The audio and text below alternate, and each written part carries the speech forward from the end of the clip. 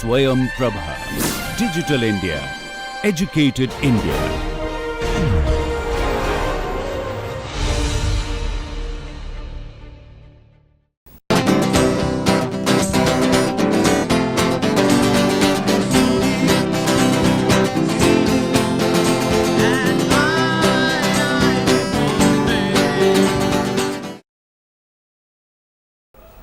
Hello, welcome to this lecture on biomathematics.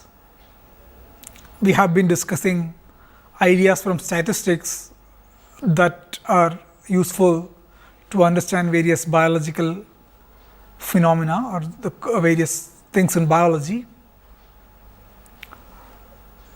In this lecture, we will learn something that is pretty much used every day in laboratory. That is something that you all do in laboratory is, or we all do in laboratory is basically take some experimental data, you get some data points and you fit some curve. You either fit a straight line or some curve. So, and you use, these days you use computers. You just give the data to a computer using an Excel sheet or various other softwares. You just give the data, click somewhere, fit a line. It will just give you a nice straight line that fits to the data. But what is going on behind the computer? What is the principle behind this fitting? How do they fit it? So, that is the question. So, essentially we will be finding out how do we fit a function to an experimental data. So, under the statistics, our title for today is fitting a function to experimental data. So, that is essentially what we are going to discuss. So, now let's go back and let's think about a typical situation in a lab. What happens? You do an experiment, you get some data. So, this is something that typically you get. So, you get some points. So, there is, by looking at this point, before concluding anything, like before knowing anything about this, some tendency is basically to join the data points. So, is it fine to join data points like this? The answer is no.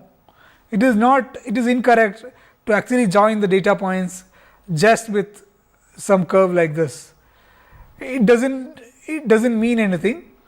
So, one has to know some idea about what this data points must be to really to fit. So, first of all we have to know whether this will be a straight line or this is what is the function that you need to fit to this particular data points. So, for that you have to know something about the phenomenon going on behind this experiment. What is actually going on? So, basically when we get some data points like this, first we have to know what is going on behind this experiments, what is actually the phenomenon is. Depending on that we can make some guess or we can know sometime that whether what is the function that this must be following, and if you know the function you can fit that function to this data. So, let us take the example of polymerization of actin, which we discussed in the cases, or polymerization of any polymer for that matter. Actin, microtubule, there are many polymers in biology, and this is some simple example to imagine. There is nothing complex there. So, I just wanted to point out that I want to take this example because it is very easy to imagine.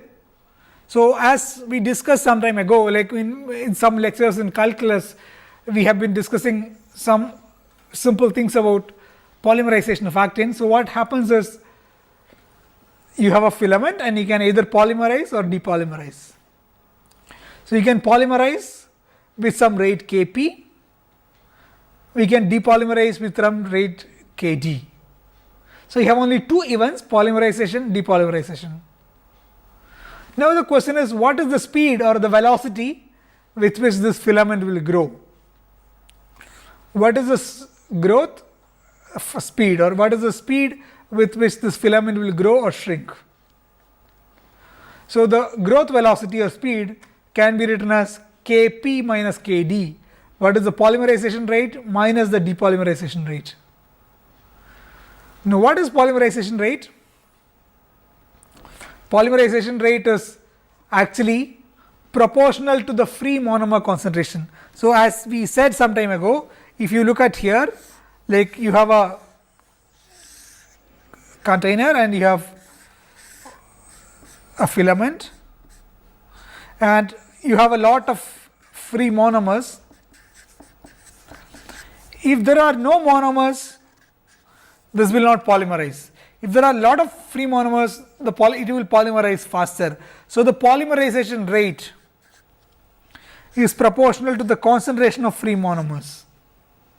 So I represent C concentration as C, of where C is the concentration of the free monomers. So I can write Kp, the polymerization rate, is some constant K0 times the concentration of free monomers. So that is what is written here. Kp is K0 times C. So I can substitute that here. So the velocity of the growth speed can be written as K0C minus Kd, where Kd is the depolymerization rate. So this is the simple formula that you can get for polymerization speed, how the polymerization speed is related to the concentration of free monomers in the solution. The more free monomers, the more polymerization will happen. Now you can plot a graph between V and C. What do you expect? So this is like y is equal to mx plus c. If you can plot V along the y axis and C along the x axis, what you get is a line like this. So this is V is equal to K0 C minus Kd. So where C is the concentration of free monomers and V is the speed, you essentially expect a straight line, and the slope of the straight line is the K0, which is the intrinsic rate of polymerization, and the y-intercept will be like Kd. This is something we already mentioned. So let us imagine that you are doing an experiment of polymerization of a filament, and what you are measuring is the speed of polymerization as a function of concentration. So this is what you are measuring in the lab. Let us imagine that you are measuring the speed of polymerization of a filament as a function of free monomer concentration. And you know that, so essentially from the physics of it, or from the science, if you look at the science kinetics behind it, we can know that essentially the polymerization kinetics will have so it is a straight line. If you plot V versus C, it is a straight line. For every value of C, the V, if you plot, it has to be a straight line because this is the formula. So we expect this to be a straight line theoretically. So theoretically, we know that this should be a straight line. So we have this particular data point and we know that this should be a straight line, but how do you get a straight line from this data? So what we have is now is just data points. If we have such data points, how do we get a straight line from this? So essentially what we have is essentially some points, experimental data points here and there. Now from this we have to get a nice straight line. That means you have to know something about the slope and something about the y-intercept. So you have to know two parameters, the slope. So we have to know two parameters to get the straight line.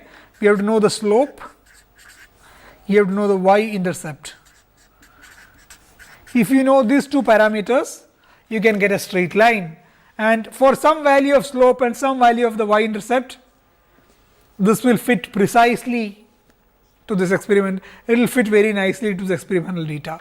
So the aim, what is software? The softwares that you use typically, what they are doing, what they are doing, essentially finding a straight line, finding slope and y-intercepts such that it nicely fits. So, when I say nicely fits, what does that mean? So, there is a specific meaning for when I say it fits very nicely, something is fitting very nicely to the data. There is a specific meaning, there is a precise meaning mathematically. So, we will see what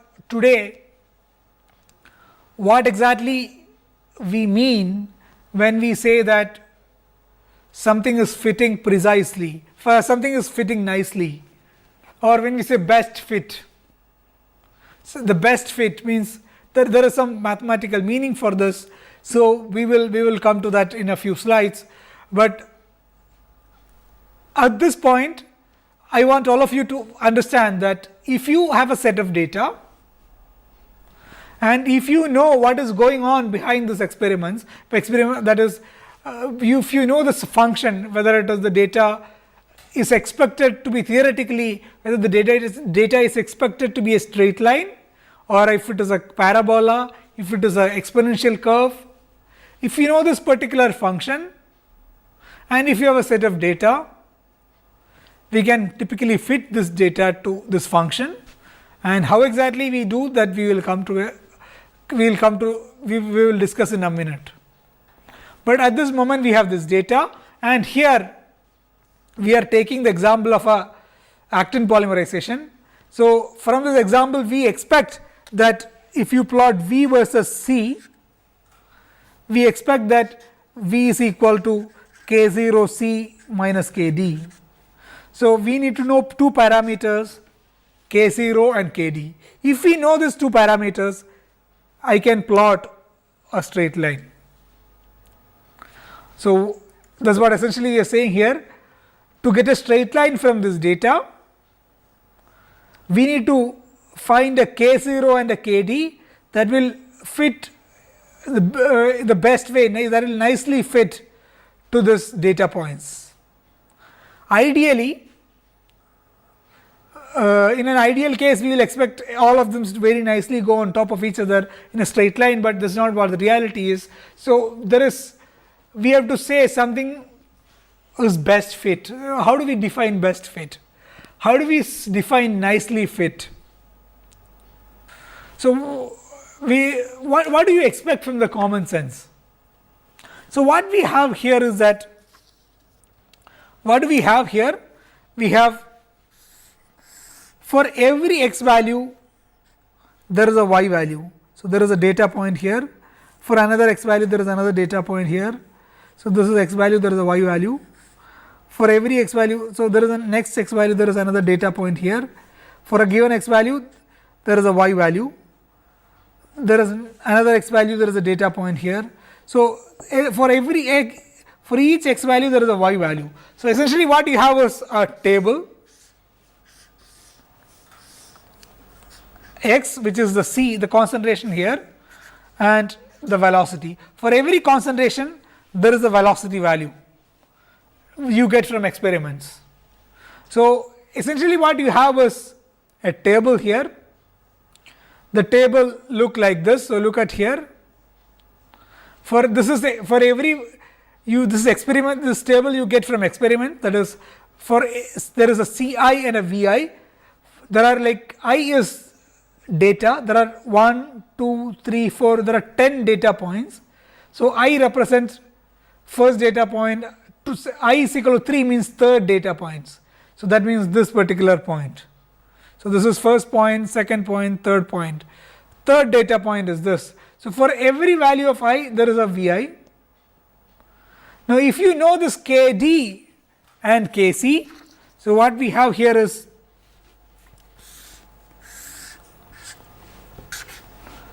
for every concentration experimentally you have velocity. So, this is for one concentration value, another concentration. So, let us take a few points. So, for each of this concentration there is a particular y value that you get from the experimental data. Now, for theoretical curve, let us say the theoretical curve goes something like this. let's say we get a best fit which is something like this. Let us imagine. Here also for every C value there is a Y value which is, this is theoretical. Whatever I show in circle, that is a theoretical value. Whatever I show as dot, the field circle, this is experimental value. So these are experimental values. This is experimentally you got, and this must be the theoretical value, because when we finally get a straight line, so let's say for actin, if you know K0 and Kd, you can get this straight line, so you get this theoretical value. So we have a theoretical value and an experimental value, and in the ideal case, in an ideal scenario, what do you expect? What do you expect is that in an ideal case, what do you expect? You expect that theoretical value and experimental value will be exactly on this case, on each other. That means they will just exactly fall on the straight line. But this is an ideal case. But in reality, it will not exactly fall on the straight line. They will be slightly deviated from the straight line. For each point, this will be deviated from the straight line. Here, this will be deviated. Some other point here. So the theoretical value is this, experimental value is this. So this deviation will be this.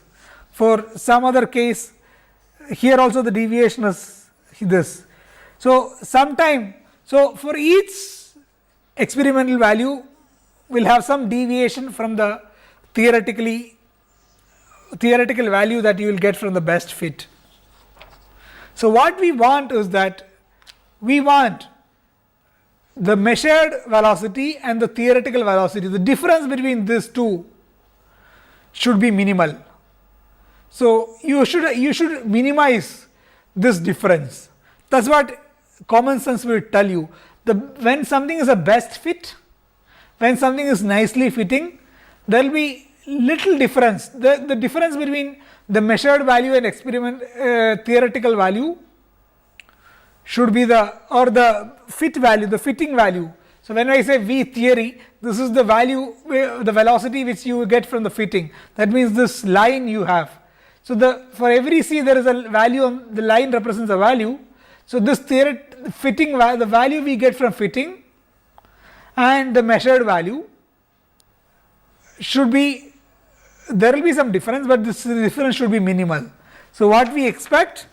We expect that V experimental minus V fitting, this has to be minimum. So if we define this as some function r, this function r has to be minimum. So now what is experimental value? That is the points. So V experimental is Vi. We have this Vi we have here in this table. Look at this table. This is our experimental value. 12, 14, 13, 33. These are the experimental values. There are 10 experimental values. So if you look at this graph here, so the experimental values we represent by some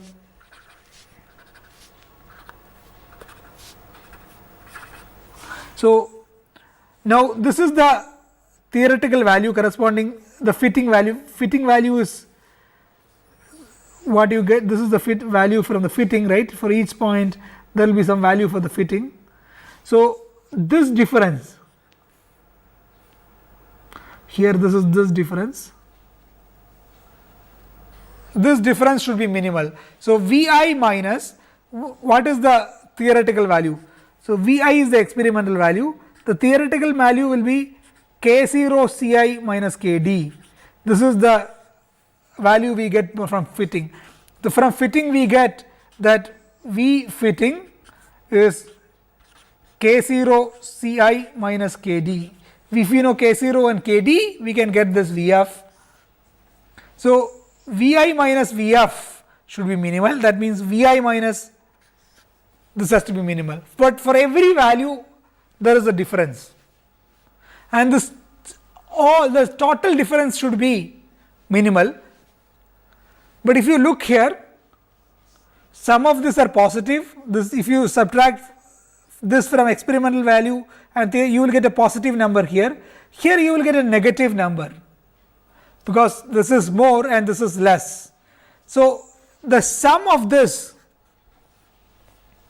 typically sum of positive and negative, you expect this to go to 0. So, if we just minimize this sum of this, you get 0. So, what we want is that the better way will be to minimize the square of this. That means, if we minimize sum over I, experimentally measured Vi minus theoretically, or by the Vi we get from the best fit, the difference square, I is equal to 1 to n, where n is the number of data points. So, if we minimize this particular function, let me call this function as R. So, this function R, if we minimize,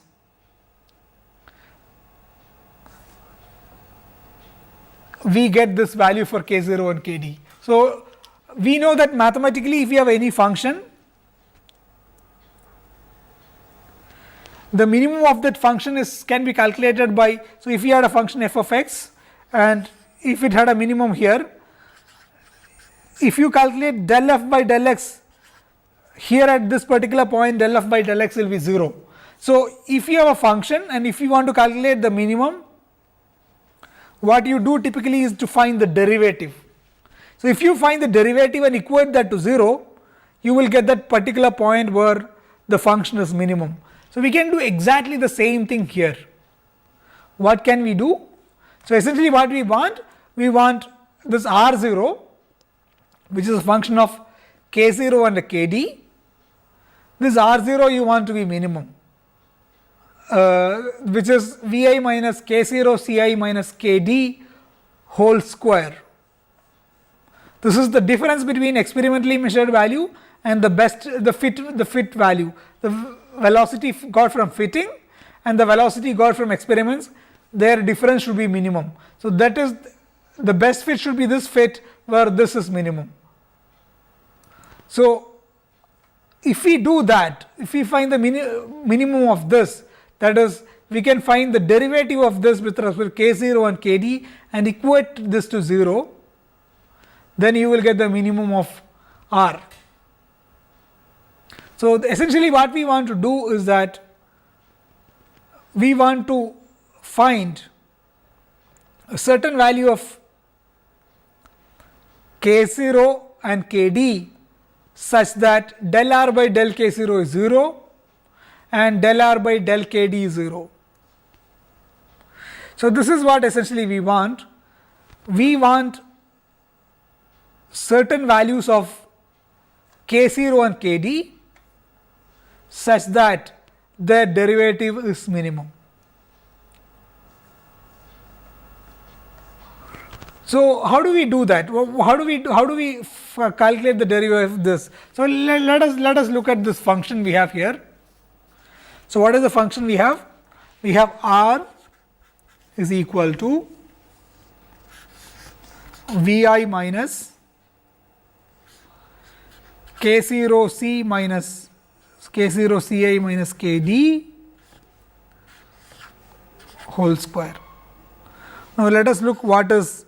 So, this can be written as Vi minus k0 ci plus kd whole square. Now, we want, first let us do del r by del k0. What is del r by del k0?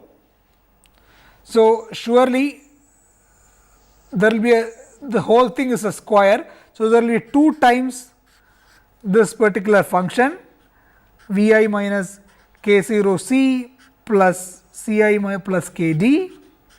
So, do it yourself this derivative carefully. So, this is the function and find the derivative of this. So, the square is this and the derivative of this. So, derivative of k0 will be a minus ci. So, there will be a minus sign and there is a ci. So, this is del r by del k0. Now what is del R by del KD? What is del R by del KD? So del R by del KD from whatever this is can be written as del R by del KD. So if you know this particular Vi, if you know this particular R, so this is our R, we can write del R by del KD. So there is same way, there is 2 times this function, which is Vi minus K0C plus KD, and that's it. KD has a constant, so derivative of KD is 1. So the only is a matter of just 1. So this is what it is. So you can find that del R by del K0 is minus 2 times Ci times this, and this is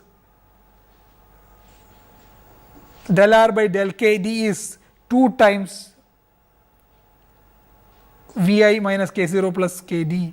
So this both are equal to 0. So this we want to find out the value of K0 and KD for which these 2 equations will be 0. So essentially this is written in this particular way. So del R by del K0 is minus 2 times Vi minus K0C. If you take this bracket here minus outside, you can write in this particular fashion. So do this yourself and see whether you are essentially getting this particular answer or not. Equal to 0, you get this. So this is 2 equations and 2 unknowns. So let us rewrite this a little more carefully. Let us rewrite this. Sorry, there is a sum over I here, which I have forgotten here. There is a sum over I everywhere. So there is a sum over I here. So just like you can see a sum over I here. Okay, so what we get is 2 equations. So let me write these 2 equations a little more carefully. So the 2 equations are minus 2 sum over I Vi minus K0 Ci plus Kd into Ci equal to 0 minus plus there is a plus 2, if you wish, plus 2 into sum over I Vi minus K0 Ci plus Kd equal to 0. So these are the 2 equations, and you have 2 unknowns. Here the 2 unknowns are K0 and Kd. So you have 2 equations and 2 unknowns. So this is one, so this is unknown. So 2 equations and 2 unknowns. So if you have 2 equations and 2 unknowns, you can solve this. So you can take this inside, you can take the sum inside and rewrite this in a particular fashion. So how do we rewrite it? So if we rewrite this and rewrite the sum, what you essentially get is something like this. You can write this NKD plus K0 into sum over ICI plus equal to sum over IVI. So let us look at here this. So the first term is 2, I can divide both sides by 2. So something divided by 2 by 0 is 0 by 2 is 0 itself. So the 2 goes away. Then I can take this sum over IVI to the other side. So what we have here is, and there is a minus sign here, so there is a minus Vi. So I can write this as sum over I Vi. In I goes from 1 to n, and there is K0 Ci. in this, there is with a minus sign. So, there is K0 into sum over I Ci and Kd into sum over I, this is sum over n times. So, sum over I up to n is n. So, we have minus Kd times n.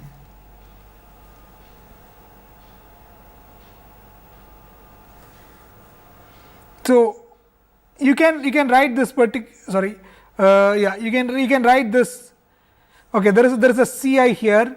So, there is a Ci here. So, you have to take care of the Ci also. So, there is, when you multiply the Ci with this K0, you get Ci square, and when you multiply this Kd, there you will get again a Ci everywhere. So, essentially you get Vi Ci here and you get sum over I Ci here. So, you get sum over. So, essentially what you get is this particular equation here. What you get is Kd into sum over I Ci is K0 Ci square into Ci Vi, and n Kd plus K0 sum over I Ci is sum over I Vi. So, if you know the sum over I Ci from the experimental table we had already this table with Ci's and Vi's. So, if you go back here, we had this particular table with Ci's and Vi's. From this particular table, it is easy for us to calculate sum over I Ci, it is easy for us to calculate sum over I Vi, it is easy for us, again this is sum over I Ci, we can also calculate sum over I Ci square, we can also calculate sum over I Ci Vi, just sum over all the x axis numbers in the first row, in the first column, sum everything in the second column. So, this all essentially some numbers. So, sum over I Ci is a number because this sum of 1 plus 2 plus 3 plus 4 plus up to 10. So, this is sum over I Ci. Velocity is also a number. So, you can sum over everything, velocity, the column, the second column you can sum from the experimental data. So, you can get this from the experimental data, you can get this from the experimental data, you can get this from the square and sum experimental data, you can get this from experimental data. N is also a number, how many times you did the experimental, so 10 times. So, this all some numbers. So, you essentially what you have is that sum A into A1 into K0 plus A2 into Kd is equal to A3, and B1 into K0 plus B2 into Kd is some B3. So, essentially two equations and two unknowns, and A1, A2, A3, B1, B2, B3 are some numbers which we can obtain from experimental data. So, we know A1, A2, A3 from experimental data, B1, B2, B3 also from experimental data. Then we can solve this equation, two equations and two unknowns, and we can write K0 and Kd in terms of this A and B, something in terms of this A and B. So, this is what essentially they do in the computer. So, what do they do? So, what do they get? They get Kd is equal to sum over I Vi into sum over I Ci square minus sum. If you do the algebra properly, you will find that Kd is equal to sum over I Vi, sum over I Ci square minus sum over I Ci minus sum over I Ci Vi divided by n times sum over I Ci square minus sum over I Ci whole square, which we can rewrite in this particular fashion. You can just rewrite this a bit if you wish, because you can write this as Vi average and so on and so forth, just a different notation. So, this is average V, average C. So, you can write all this in a different notation of averages, and we can rewrite this expression in a different way if you wish. So, then you get this particular experimental a particular value for Kd. Then we can similarly we can get some value for K0. We can say that K0 we can find from the algebra, if you do the algebra properly, we can find that K0 can be written as in terms of this experimental data, which is Ci's and Vi's. We know Ci's and Vi's. So, known Ci's and Vi's, we can get K0 also. So, essentially we can get K0 and K. So, we can get, if you know the Ci's and Vi's, this is essentially the experimental data, we can get K0, which is some summation, some combination of Ci's and Vi's, and Kd is also some combination of Ci's and Vi's. And if you know this experimental data, we can plot the curve that fits the best as V fit is equal to K0 C minus Kd. Vf is equal to K0 C minus Kd. You can find out a straight line which will fit the best way. So, some particular value of K0 and Kd you can find which will be the best fit, because the deviation from the total deviation from the experimental data and between the experimental data and the fit data is minimal. So, we minimize this deviation so that we get the best fit. So, known the constants, we can draw a line. Okay. So, we quickly discussed actually, known the experimental curve, how do we fit this data? So, the same thing can be applied to any function. So, let us say you have some other function. So, this R sometimes is also called chi-square. So, this is sometimes called chi-square fit. So, chi-square is essentially, if you have an experimental data, an x-axis and a y-axis. So, for every, let us say there is for every xi value, there is a y of xi. This is experimentally measured y of xi.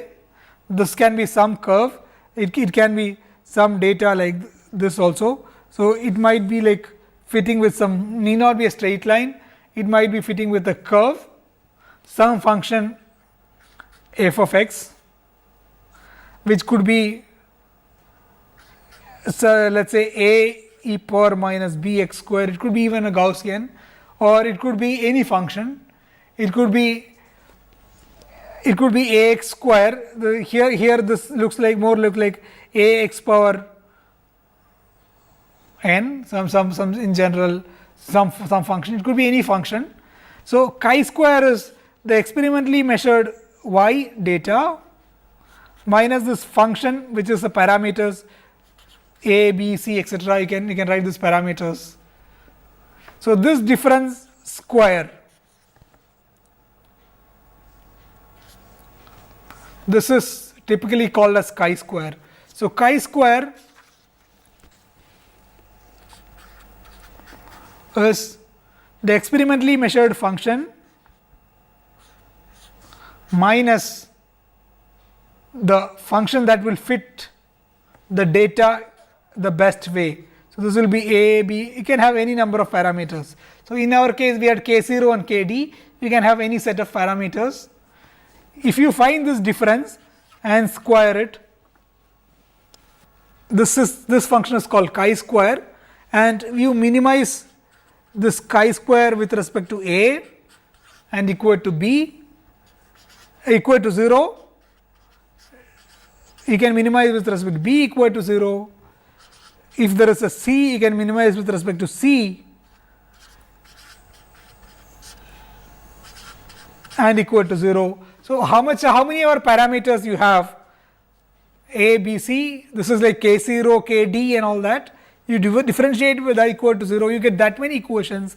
You can solve these equations and get the corresponding A and B that will be, for which this will be minimum. So, this is the idea. So, this is what is going on behind the experimental, behind the computer. This is what computer is essentially doing. It is easy to do for a straight line, it is little more difficult if the f of x is, f is a complicated function, but essentially this is the idea. Now, where is this idea coming from? Why is this particular difference in square, where is this coming from? Why this particular deviation being taken? So, let us think about it a bit more deeply. Where is this coming from? So, let us think about theoretical point versus experimental point. Like, what do we expect? So, let us say we had this example, velocity versus concentration, and if you, for actin monomer, if you do polymerization of actin, V is K0C minus Kd. It is known that K0 is about 11 micromolar inverse second inverse, that is K0. Kd is typically close to 2 per second, it is like 2 per second. So, theoretically what you get is just a, given these two numbers you can draw a straight line. Now, if you do an experiment for this particular value of concentration, if I do an experiment, I might get a point here. If you do an experiment, you might get a point here. If somebody else does an experiment, they will get a point here. So, if you, so let's take the example. Let's take even a simpler case. So, let us take this particular value, C is equal to 1 micromolar. So, this is C is equal to 1 micromolar. What is K0C minus Kd? It is K0 is 11. So, 11 into 1 is 11, 11 minus 2 is, so this has to be 9. Theoretically, this value is 9. When C is 1, theoretically the value is 9. But if you do an experiment, I might get the velocity 9.1 monomer per second, somebody else might get 8.9 monomer per second, somebody else, if they do experiment, they might get 8.8 monomer per second, somebody else might get 9.2 monomer per second. Now, you might get, if you do 100 experiments or 1000 experiment, you might get, if you fix the concentration as 1 micromolar and look at what is the growth speed of actin at 1 micromolar, you might get different values if you do this experiment. If you repeat this experiment 100 times, what are we doing? We are fixing C is equal to 1 micromolar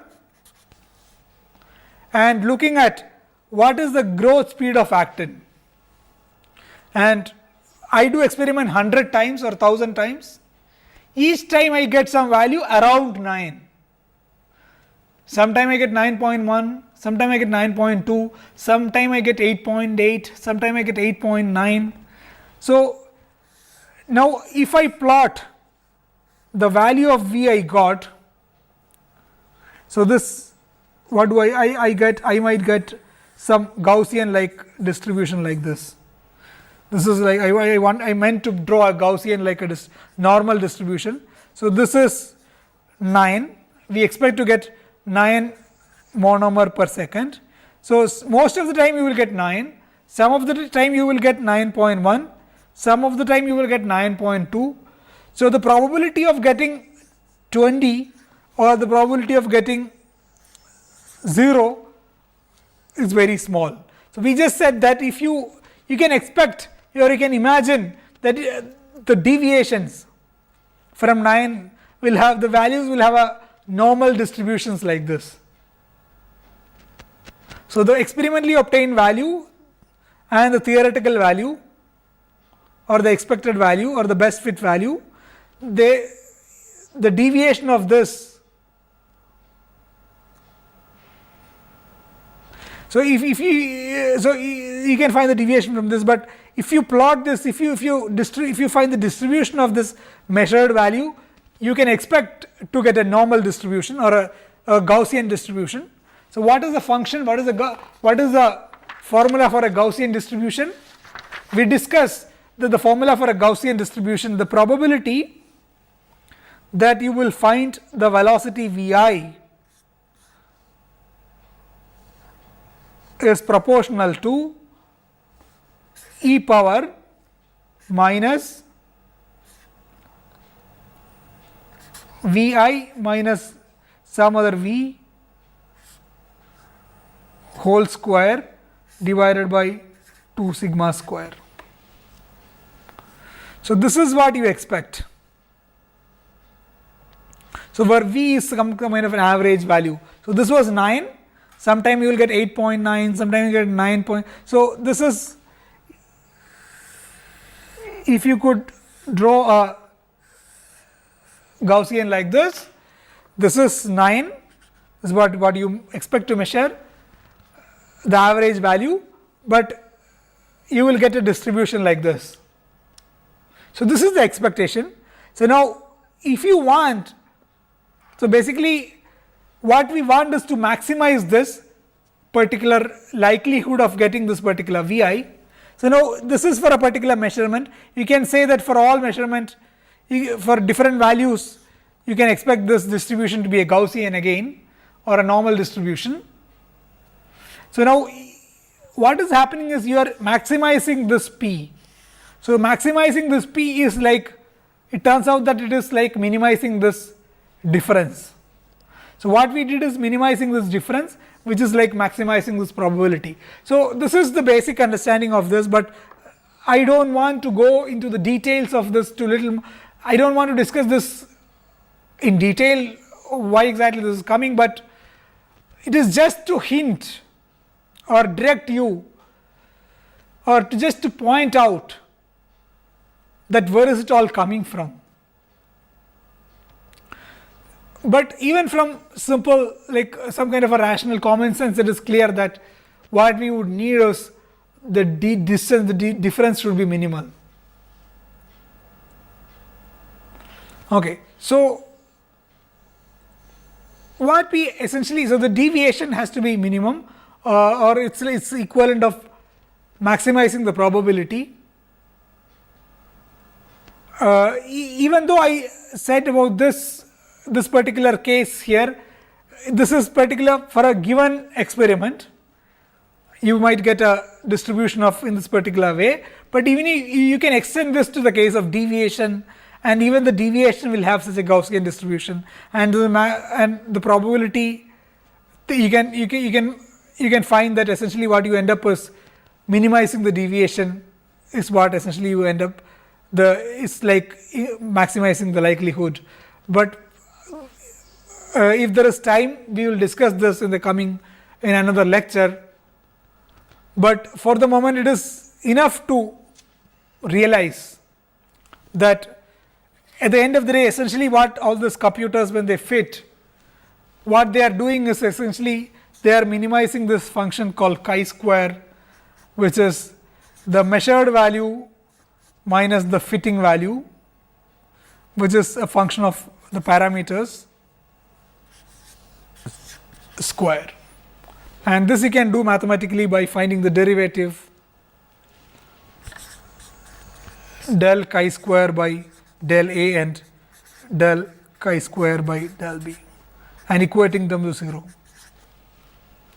So this is basically the summary of this lecture, that to fit a straight line or to fit any experimentally measured value to a fitting function. So this is the experimentally measured value, this is the fitting function. You have to minimize this difference, and this difference can be minimized in this particular way. So there is a sum over I, you have to minimize this particular function, and this can be done in this way, and that will give you A and B. So with this we will stop today's lecture. So this is essentially, today's lecture was about fitting a line or a function to a experimental data. So, with this we conclude today's lecture, and we will discuss more about statistics in the coming lectures. Okay, bye.